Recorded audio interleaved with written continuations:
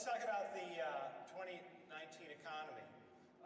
Will we have growth as we had in 2018 where we had 3% GDP growth? Will we have a slowdown, or will we have the dreaded R word, the recession word? I think we are slowing down. Particularly the first quarter of 2019 is going to be probably pretty dismal. The numbers aren't going to be great, and so there's some catch-up to do. The best figures that I see peg the economy somewhere around 2.5% in 2019. That's not bad.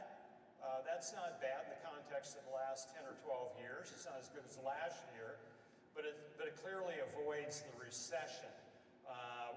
We had this going on. This kind of predicted that things would, even though we had a great 2018, the 2019 would be more muted. One of my favorite indicators, because it's a leading indicator, is CEO confidence. Consumer confidence, but on the other hand, is a trailing indicator.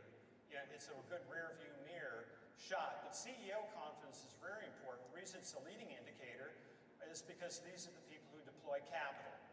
And you're not going to have growth in the economy unless you have people hiring, building, and all of these things. So CEO confidence began 2018 very high, unprecedentedly high, and then it kind of went down to not any terrible ditch, but it faded throughout the year.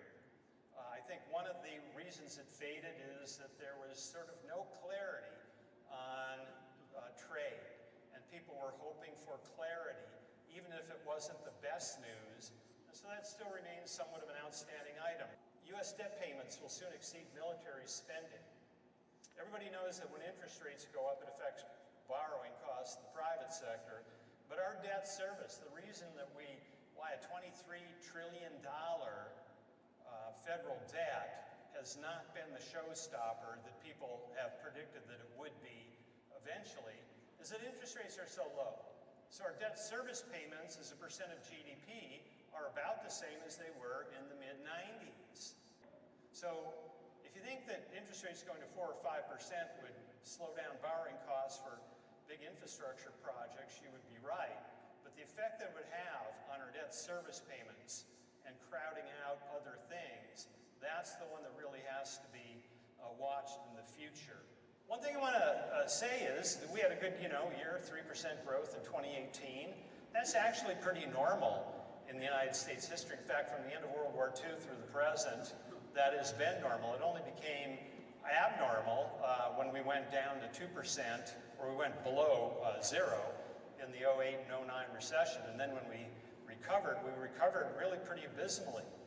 We averaged about 2% growth. Some would say about 1.8% growth over those years. I mean, that was what was abnormal. But you give us an abnormal situation for 10 years, and pretty soon people start to think that it's normal.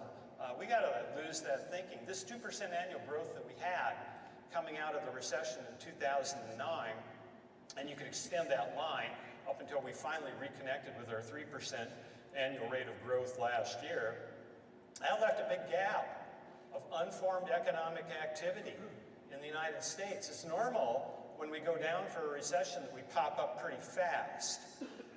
We didn't pop up fast this time. And it left a gap of about $3 trillion of economic activity that went unformed. Can you imagine if we were a $23 trillion economy today versus a $20 trillion economy that we are? First of all, since the federal government takes about 20% of the GDP, they would have collected that much more. They'd be collecting $600 billion a year more in taxes on an annual basis than they are now. That can pay down the debt. That can put Social Security and Medicare on sounder footing. That pays for a lot of public infrastructure projects.